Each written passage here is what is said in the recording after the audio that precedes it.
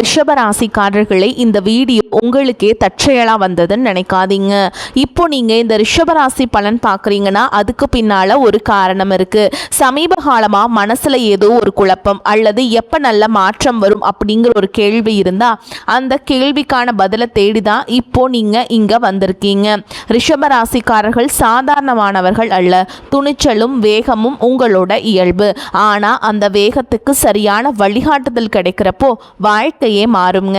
இந்த உலகத்துல நம்ம எத்தனை முயற்சி செய்தாலும் எந்த ஒரு நல்ல காரியத்தை ஆரம்பிச்சாலும் நம்மை காத்து வழி நடத்துகிற ஒரு சக்தி இருக்குன்னு நம்புறீங்களா? அதுதான் நம்ம குலதெய்வம். ரிஷப ராசிக்காரர்களின் வாழ்க்கையில் பல தடவை தெரியாமலே தடைகள் உடைந்திருக்கலாம். கடைசி நிமிஷத்தில் வழி திறந்திருக்கலாம். அதற்கு பின்னால் குலதெய்வ அருளே காரணமாக இருக்குங்க. இந்த ரிஷபராசி பலன் உங்களுக்கு பலன் தரணும்னு நினச்சா இந்த கணமே ஒரு சின்ன விஷயம் செய்யுங்க. கமெண்ட் பாக்ஸில் உங்களுடைய குலதெய்வத்துடைய பெயரை எழுதுங்க. தெரியலனா எனக்கு குலதெய்வம் தெரியாதுன்னு எழுதினாலும் போதுங்க. மனசார எழுதுங்க. அந்த நம்பிக்கை தான் இந்த வீடியோவின் சக்தி. உங்கள் குலதெய்வத்தை மனசில் நினச்சிட்டு இப்போ இன்றைய ரிஷபராசி பலன்களுக்குள்ளே நுழையலாம் வாங்க. ரிஷபராசி நேயர்களே, வரக்கூடிய நாட்களில் உங்கள் வீட்டு வாசலில் மகிழ்ச்சி, பணம் மற்றும் புதிய வாய்ப்புகளின் திருவிழாவே நடக்க போகுதுங்க. இனி வரக்கூடிய நாட்கள் சாதாரணமான ஒன்றாக நினைத்து ஏமாந்து விட வேண்டாம். ஏனெனில் உங்களின் 5 பெரிய கனவுகள் இப்பொழுது நனவாக போகின்றன. 5 பெரிய கிரகங்கள் இந்த காலகட்டத்தில் பெயர்ச்சியாகி உங்கள் பிரகாசிக்க செய்ய போகின்றன. கடந்த 5 மாதங்களான ஜனவரி, பிப்ரவரி, மார்ச், ஏப்ரல் மற்றும் மே ஆகிய காலங்களில் உங்களின் ஒவ்வொரு காரியமும் கடைசி நேரத்தில் போய் தடைபட்டு போனது. யாரோ கண் திருஷ்டி வைத்தது போல ஒரு உணர்வு இருந்திருக்கும். வாழ்க்கையில் ஏதேனும் பெரியதாக சாதிக்க நினைத்தீர்கள், ஆனால் உங்களால் செய்ய முடியவில்லை. முன்னேற நினைத்தீர்கள், ஆனால் முன்னேற முடியாமல் யாரோ உங்கள் கால்களில் விலங்குகளை கட்டி போட்டது போன்ற ஒரு நிலை இருந்தது. ஆனால் நேயர்களே, இனி வரக்கூடிய நாட்களில் உங்கள் வாழ்க்கையில் வரவிருக்கும் ஒவ்வொரு தடைகளும் இப்பொழுது நீங்க போகின்றன. கால்களில் இருந்த விலங்குகள் இப்பொழுது உடைய போகின்றன. கடந்த 5 மாதங்களில் நீங்கள் செய்த அளவு போராட்டத்தையும் சிந்திய வியர்வையும் வேறு யாராலும் செய்ய முடியாது. அனுபவித்த துயரங்களையும் கஷ்டங்களையும் வேறு யாராலும் தாங்க முடியாது. ஏனெனில் நீங்கள் ரிஷபராசிக்காரர்கள் எவ்வளவுதான் உடைந்து போனாலும், மனிதர்களிடமிருந்து எவ்வளவுதான் ஏமாற்றங்களை சந்தித்தாலும், வாழ்க்கையில் எவ்வளவு பெரிய துன்பங்கள் வந்தாலும் நீங்கள் ஒருபோதும் தோல்வியை ஒத்துக்கொள்வதில்லை. இன்னும் நீங்கள் சோர்வடைந்து விடவில்லை. அந்த ஒரு பெருமிதம் உங்களிடம் இருக்கிறது. அந்த பெருமிதம் இப்பொழுது உண்மையாக போகிறது. இனி வரக்கூடிய நாட்களில் உங்கள் உழைப்பிற்கான பலன், உங்கள் முயற்சிக்கான பலன் கிடைக்க போகிறது. ரிஷபராசி என்பது மற்றவர்களின் மகிழ்ச்சிக்காக தன் வாழ்க்கையின் ஒட்டுமொத்த மகிழ்ச்சியையும் தியாகம் செய்யக்கூடிய ஒரு ராசியாகும். தன் சொந்த பந்தங்களுக்காக தன்னையே இழக்க துணையும் குணம் கொண்டது ரிஷபராசி.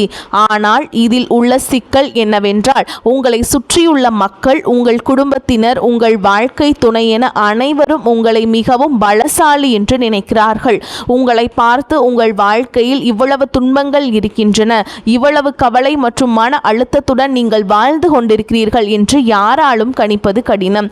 யாருமே உங்கள் மனதிற்குள் எட்டி பார்ப்பதில்லை. அனைவரும் உங்கள் முகத்தில் இருக்கும் புன்னகையை மட்டுமே பார்க்கிறார்கள். அதை பார்த்துவிட்டு இவன் வாழ்க்கையில் எல்லாம் நன்றாக இருக்கிறது, இவன் ஒரு பாறை போல உறுதியானவன் என்று நினைக்கிறார்கள். ஆனால் உங்கள் துயரத்தை உங்களை தவிர வேறு யாராலும் புரிந்து கொள்ள முடியாது. உங்கள் வாழ்க்கை சாதாரணமானது அல்ல என்பது எனக்கு தெரியும். சிறிய மகிழ்ச்சிக்காக கூட நீங்கள் போடும் உழைப்பை வேறு யாரும் போடுவதில்லை. மற்றவர்களுக்காக நீங்கள் செய்யும் நன்மைகளை வேறு யாரும் செய்வதில்லை. கடந்த காலத்தில் உங்களுக்கு சில ஏமாற்றங்களும் துரோகங்களும் கிடைத்திருப்பது உண்மைதான். அதுவும் யாரோ ஒரு அந்நிய மனிதர் செய்யவில்லை. இவர் என் வாழ்நாள் முழுவதும் துணையாக இருப்பார், யார் கைவிட்டாலும் இவர் என்னை கைவிட மாட்டார் என்று நீங்கள் எந்த மனிதரை நம்பினீர்களோ அவர்தான் உங்களுக்கு ஏமாற்றத்தை கொடுத்தார். உங்களுக்கு எப்போது அவரின் ஆதரவு மிக அதிகமாக தேவைப்பட்டதோ அந்த நேரம் பார்த்து உங்களை நடுவழியில் கைவிட்டார். ஆனால் அதை பற்றி பேசி என்ன பயன்? ரிஷபராசியினர் ஏமாற்றங்களை சந்தித்துதான் பலசாகி ஆகிறார்கள். இப்போது ஏமாற்றங்களை சந்தித்து நீங்கள் ஒரு பாறை போல உறுதியாகி விட்டீர்கள்.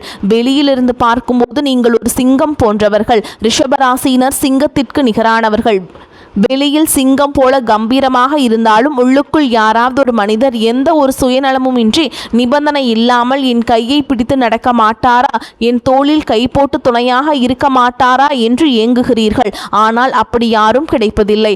உங்களை மக்கள் தங்கள் சுயநலத்திற்காக மட்டுமே பயன்படுத்தி கொள்கிறார்கள். உங்களால் அவர்களுக்கு ஏதேனும் காரியம் ஆக வேண்டும் என்றால் மட்டுமே அனைவரும் உங்களுடன் இருப்பார்கள். உங்களிடம் காரியம் முடிந்துவிட்டால் அல்லது உங்களிடம் வசதி குறைந்து கஷ்டங்கள் வந்து விட்டால் அவர்கள் தங்கள் வழியை பார்த்து கொண்டு நகர்ந்து விடுகிறார்கள். ஆனால் அது நடக்காது. இனி வரக்கூடிய நாட்களில் ரிஷப ராசியினரின் வாழ்க்கையில் ஒரு பெரிய மாற்றத்தை கொண்டு வரப்போகிறது. கடந்த 5-6 மாதங்களாக இரட்டிப்பாகி இருந்த உங்களின் போராட்டங்கள், நீங்கள் அனுபவித்த வேதனைகள், குடும்பத்தில் இருந்த சண்டை சச்சரவுகள், வாழ்க்கை துணையுடன் இருந்த கருத்து வேறுபாடுகள், பணம் வந்தும் தங்காமல் இருந்த நிலை என அனைத்தும் மாறப்போகின்றன. ரிஷப ராசியினரின் வாழ்க்கையில் மகிழ்ச்சி வரத்தான் செய்கிறது. சிறியதோ பெரியதோ மகிழ்ச்சி வராமல் இல்லை. ஆனால் சிக்கல் என்னவென்றால் மகிழ்ச்சி வந்த வேகத்தில் உடனே மறைந்து விடுகிறது. கடந்த காலத்தில் நீங்கள் சில பெரிய கனவுகளை நிறைவேற்ற நினைத்தீர்கள், ஆனால் செய்ய முடியவில்லை. சில சமயங்களில் உங்கள் சொந்த மனிதர்களை உங்களை குழப்பி விடுகிறார்கள். யாராவது ஒருவர் உங்கள் மனதில் பயத்தையும் சந்தேகத்தையும் ஏற்படுத்தி, நீ இந்த வேலையை செய்தால் எனக்கு நல்லது, உனக்கு வெற்றி கிடைக்காது, இது உனக்கு சரியானது அல்ல, உன்னால் இதை செய்ய முடியாது என்று கூறி உங்களை திசை திருப்பி விடுகிறார்கள். இதனால் உங்களால் உங்கள் கனவை நிறைவேற்ற முடியாமல் போகிறது. ரிஷபராசியினரே, நீங்கள் மற்றவர்களின் வார்த்தைகளை கேட்டுக்கொண்டிருந்தால் எப்பொழுதும் பின்வரிசையில் தான் நிற்க வேண்டியிருக்கும். ஆனால் எப்போது நீங்கள் உங்கள் மனசாட்சியின் பேச்சை கேட்க தொடங்குகிறீர்களோ, உங்கள் சொந்த அறிவு கொண்டு உங்கள் வாழ்க்கையின் முடிவுகளை எடுக்க தொடங்குகிறீர்களோ, அப்போது உங்களை தடுக்க யாராலும் முடியாது. நீங்கள் உங்கள் இலக்கை அடைவதில் எந்த தடையும் இருக்காது. உங்களிடம் இருக்கும் ஒரே குறை, நீங்கள் தேவையை விட அதிகமாக மற்றவர்களின் வார்த்தைகளுக்கு காது கொடுக்கிறீர்கள். நீங்கள் ஒரு கடைக்கு சென்று உங்களுக்கு ஒரு சட்டை மிகவும் பிடித்து போய் அதை அணிந்து பார்க்கிறீர்கள். ஆனால் அருகில் இருக்கும் வேறு யாராவது ஒருவர், இது உனக்கு நன்றாக இல்லை, இதை எடுக்காதே என்று கூறிவிட்டால் உங்களுக்கு அவ்வளவு பிடித்த பொருளை கூட நீங்கள் வேண்டாம் என்று ஒதுக்கி விடுகிறீர்கள்.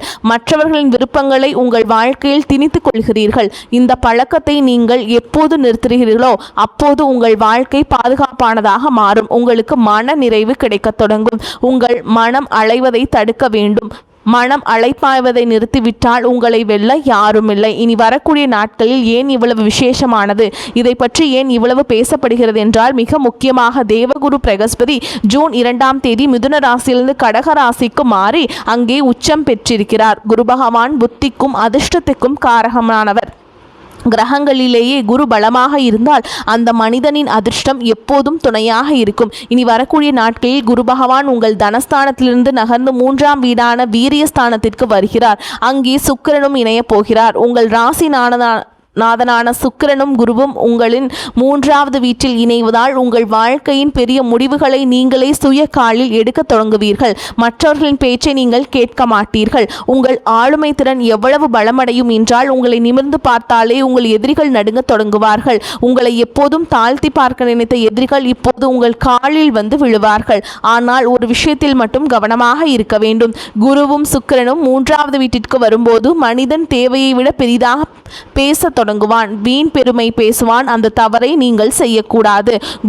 குரு இங்கே இருக்கும்போது நீங்கள் யாருக்கும் எந்த வாக்குறுதியும் கொடுக்க கூடாது. யாரிடமும் சபதம் செய்யக்கூடாது. இந்த விஷயத்தில் நினைவில் கொள்ளுங்கள். வரும் 3-4 மாதங்களுக்கு இந்த ஒரு மந்திரத்தை உங்கள் வாழ்க்கையில் கையாளுங்கள். யாருக்கும் நான் உனக்காக இதை செய்து தருகிறேன் என்று வாக்குறுதி கொடுக்க வேண்டாம். குருவின் இந்த பயிற்சி இதுவரை உங்கள் மனதில் இருந்த எதிர்மறை எண்ணங்களை நீக்கும். ஏதேனும் ஒரு புதிய காரியத்தை தொடங்க நினைக்கும் போது இதில் வெற்றி கிடைக்குமா கிடைக்காதா, காரியம் நடக்குமா நடக்காதா என்று ஒரு பயம் உங்களுக்குள் இருந்தது அல்லவா, அந்த பயம் இப்போது நீங்க போகிறது. இது தவிர உங்கள் லக்னத்தில் இப்பொழுது சூரியன் அமர்ந்திருக்கிறார். இந்த சூரியன் அடுத்து உங்களின் தனஸ்தானத்திற்கு செல்லும் பொழுது பண வரவிற்கான வழிகள் பிறக்கும். தற்பொழுது உங்களுக்கு கோபம் மிகவும் வேகமாக வருகிறது.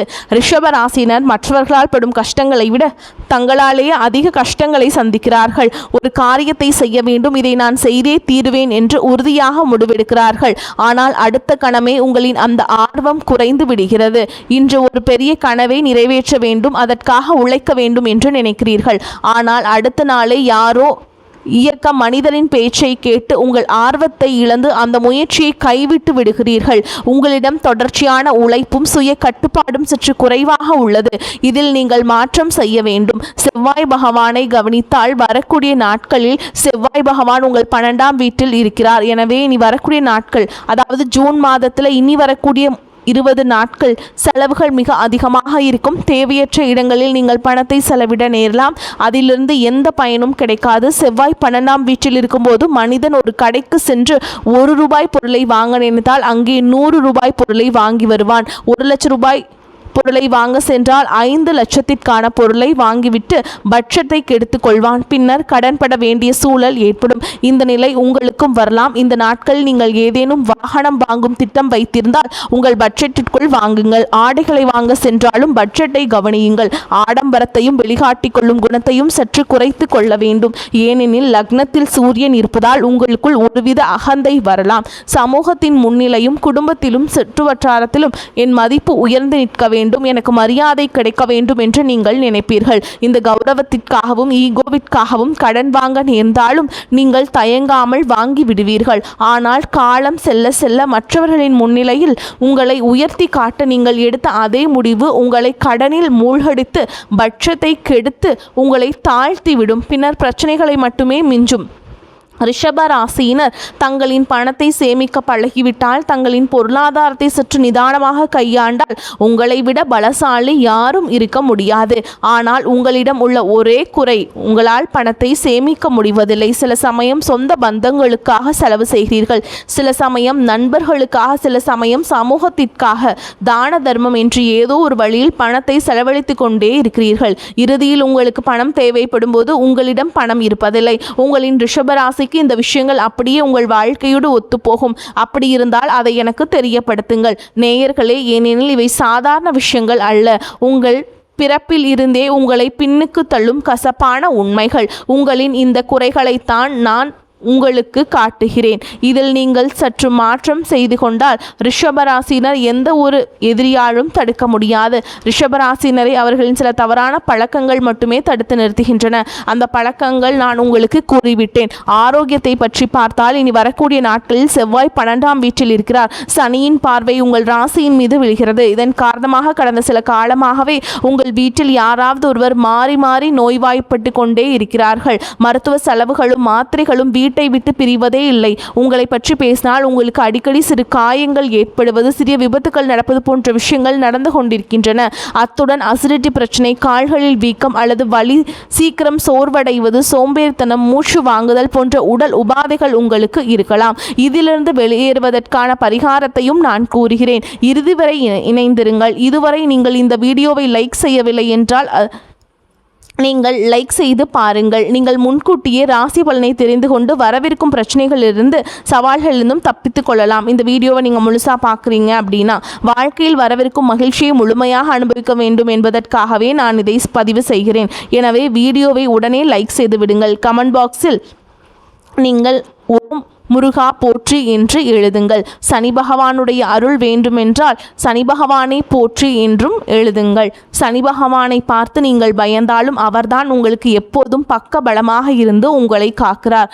ஆஞ்சநேயரும் உங்களை எப்போதும் ஆபத்துகளிலிருந்து காப்பாற்றுகிறார். சனியும் செவ்வாயும் உங்களுக்கு அருளை வழங்குபவர்கள், கொடுப்பவரும் அவர்தான், சோதிப்பவரும் அவர்கள்தான். எனவே அவர்களின் திருநாமத்தை கமெண்ட் பாக்ஸில் நீங்கள் பதிவிடுங்கள். இப்பொழுது முதலாவதாக ஒரு பரிகாரத்தை பார்ப்போம். அதன் பிறகு எச்சரிக்கைகளை கூறுகிறேன். செவ்வாய்க்கிழமைகள் தோறும் உழைக்க முடியாத நிலையில் இருக்கும் ஏதேனும் ஒரு ஏழைக்கோ அல்லது ஆதரவற்றோருக்கோ உதவியை செய்யுங்கள். அரசு மருத்துவமனைக்கு சென்று ஏதேனும் ஒரு ஏழை நோயாளுக்கு மருந்து வாங்கி கொடுத்தாலோ அல்லது பழங்கள் வாங்கி கொடுத்து சிறு உதவி செய்தாலோ மிக நல்லது. இப்போது கோடை காலம் என்பதால் நீங்கள் தண்ணீர் பந்தல் அமைத்து கொடுத்தல், கடந்த காலத்தில் நாம் அறியாமல் செய்த பாவங்கள் நீங்கி அதனால் ஏற்படும் தடைகள் மற்றும் துயரங்களிலிருந்து நமக்கு விமோசனம் கிடைக்கும். இந்த மாதிரி நீங்கள் செய்தீங்கன்னா நமக்கு தீய பலன்களை கொடுக்கவிருந்த கிரகங்கள் கூட நட்பலன்களை கொடுக்க தொடங்கும். சனி பகவான் நமக்கு சாதகமாக மாறுவார். எனவே இந்த நட்காரியத்தை மறக்காமல் செய்யுங்கள். எச்சரிக்கைகளை பொறுத்தவரை சூரியன் லக்னஸ்தானத்தில் இருக்கும்போது செவ்வாயும் லக்னத்திற்கு வரும்போது நீங்கள் எந்த ஒரு காரியத்தையும் மிக அவசரமாக செய்ய முற்படுவீர்கள். எளிதில் ஆத்திரப்படுவீர்கள். அதிக கோபம் வரும். பதற்றத்தில் ஏதேனும் செய்து விடுவீர்கள். எனவே அவசரமாக எந்த ஒரு காரியத்தையும் செய்யாதீர்கள். அவசரப்பட்டு எந்த முடிவும் எடுக்காதீர்கள். நிதானமாக யோசித்து செயல்படுங்கள். யாருக்கும் பணத்தை கடனாக கொடுக்கும் போது, முதலீடு செய்யும் போது சிந்தித்து செயல்படுங்கள். திருமண வாழ்க்கையை பொறுத்தவரை நன்றாக உள்ளது. தம்பதியரிடையே ஒற்றுமை இருக்கும். ஆனால் யாரோ ஒரு மூன்றாவது மனிதரின் பேச்சை கேட்டு உங்கள் குடும்ப வாழ்க்கையில் சண்டை சச்சரவுகள் ஏற்படுவதை தவிர்க்க வேண்டும். ஆரோக்கியத்தில் அலட்சியமாக இருப்பதும் முற்றிலும் தவறான விஷயம். நீங்கள் மற்றவர்கள் மீது அதிக அக்கறை காட்டும் ஒரு மனிதர். உங்கள் சொந்த பந்தங்கள், பெற்றோர், வாழ்க்கை துணை, பிள்ளைகள் என யாருக்கும் உடல்நிலை சரியில்லை என்றால் நீங்கள் பதறி போவீர்கள். ஆனால் அதே அக்கறை சற்று உங்கள் மீதும் காட்டிக்கொண்டால் நல்லது. உங்கள் மனதில் ஒரு விஷயத்தை ஆழமாக பதிய வைத்து கொள்ளுங்கள். குடும்பத்தை வழிநடத்த வேண்டும், குடும்பத்திற்காக உழைக்க வேண்டும். அது நல்ல விஷயம்தான். ஆனால் அது எப்போது சாத்தியம்? நீங்கள் ஆரோக்கியமாக இருந்தால் மட்டுமே உங்களால் அனைத்து பொறுப்புகளையும் சரியாக நிறைவேற்ற முடியும். உடல் ஆரோக்கியமாக இருந்தால் மட்டுமே உங்களால் உழைக்க முடியும், குடும்பத்தை முன்னேற்ற முடியும், குடும்பத்தின் கஷ்டங்களை தீர்க்க முடியும், பணம் சம்பாதிக்க முடியும். ஆனால் நீங்களே நோய்வாய்ப்பட்டு படுக்கையில் விழுந்துவிட்டால் உங்களின் பொறுப்புகளை யார் நிறைவேற்றுவார்கள்? சற்று சிந்தித்து பாருங்கள். எனவே முதலாவதாக உங்களை பலப்படுத்தி கொள்ளுங்கள். உங்கள் ஆரோக்கியத்தை கவனிங்கள். ரிஷபராசினர் இந்த விஷயத்தை வாழ்நாள் முழுவதும் மனதில் வைத்து கொள்ள வேண்டும். ஏனெனில் நீங்கள் உங்கள் கவனிப்பதே இல்லை. ஆரோக்கியத்தில் பெரிய பாதிப்பு ஏற்படும் போதுதான் நீங்கள் பதறுவீர்கள். எனவே முன்கூட்டியே உங்களுடைய உடல் ஆரோக்கியத்தை பார்த்து கொள்ளுங்கள். வரக்கூடிய வாய்ப்புகளை தவற விட்டுறாதீங்க. கெட்டியாக பிடிச்சுக்கோங்க. வாழ்த்துக்கள். வாழ்க வளமோடு நலமோடு. நன்றி, வணக்கம்.